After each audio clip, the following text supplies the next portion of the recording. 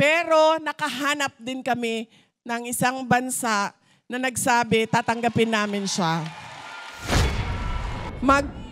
Magbibigay po muna ako ng update, ma'am, kay dating Pangulong Rodrigo Duterte. Marami po sa ating mga kababayan ang pumupunta po doon sa Hague. Nagpapakita ng kanilang suporta. At madami tulad ninyo na gumagawa sa buong mundo, iba't ibang lugar, gumagawa ng mga programa para ipakita ang suporta kay dating Pangulong Rodrigo Duterte. Unahin ko po ang updates ng mga abogado. Dahil gusto po ni Attorney Nicholas Kaufman ay maintindihan ninyo kung ano po yung mga final niya nandoon sa loob ng korte ng ICC. Una po, ang final niya, pinakauna noon, ay ang pag-question sa jurisdiction. Simple lang po yun. Sabi nung kasama namin kagabi sa Tokyo, sabi niya, naging abogado na kami lahat, Inday Sara, kasi iniintindi namin kung anong nangyayari sa kaso ni dating Pangulong Rodrigo Duterte. Nagtanong po tayo sa jurisdiction. Sinabi po natin, nag-imbestiga kayo, 2 taon na ang lumipas nang nag-withdraw ang Pilipinas sa ICC. Ang nakalagay po sa inyong rules ay 1 taon lamang. Yan po yung sinasabi namin na kini-question natin ang jurisdiction. Saan nyo kinukuha yung otoridad ninyo na mag-imbestiga? Kasi 2 taon na wala kayong ginawa. Tapos bigla na lang, meron na silang mga complainants, meron na silang mga witnesses. Ang susunod po na final ng abogado ni dating Pangulong Rodrigo Duterte ay yung interim release. Sa interim release po nakalagay sa Rome Statute ay ang isang akusado pwede mag-apply ng interim release bago ang trial. Nag-apply po si dating Pangulong Rodrigo Duterte. Medyo tumagal lang kami dahil nahirapan din kami humanap ng isang bansa na tatanggap sa kanya. At dahil wala akong pinagkakatiwalaan sa Pilipinas noon, nakausapin ko patungkol sa interim release.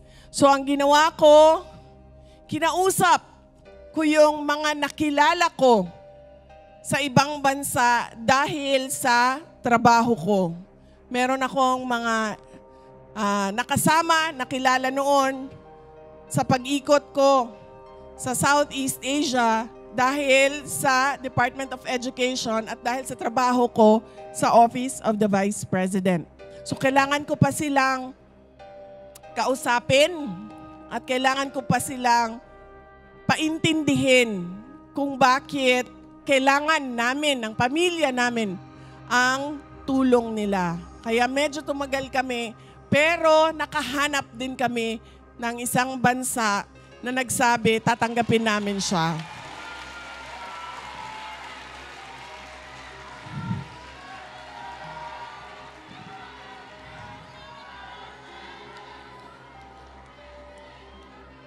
Nakalagay po sa batas ng ICC.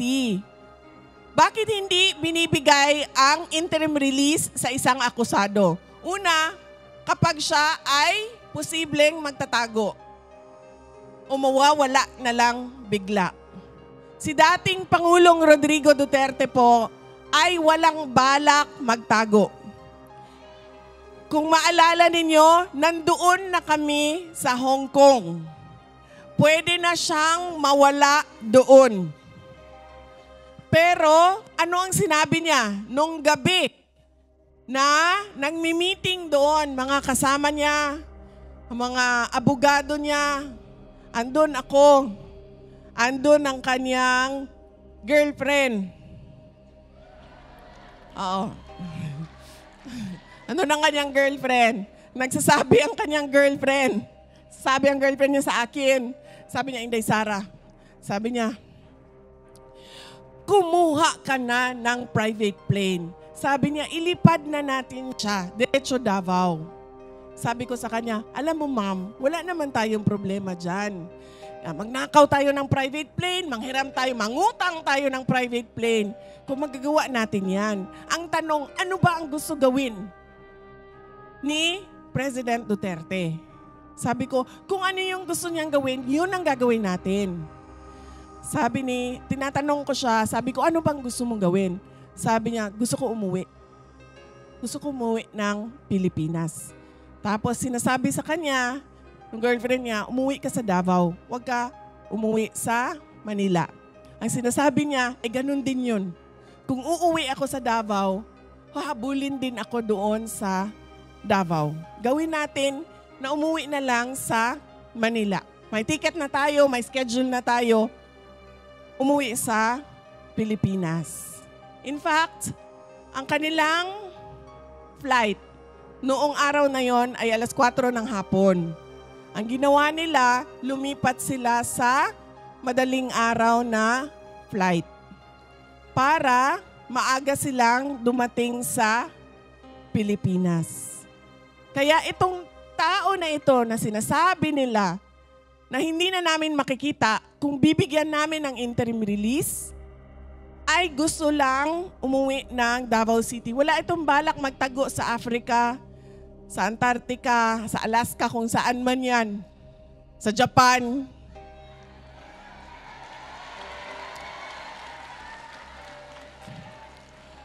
Wala siyang balak magtago. Dahil ang gusto lang niya, umuwi sa Davao City at gusto niyang mamatay doon sa Pilipinas. Paulit-ulit niya yan sinasabi. Gusto kong umuwi dahil gusto ko doon sa Pilipinas mamatay. Yan ang kanyang habilin.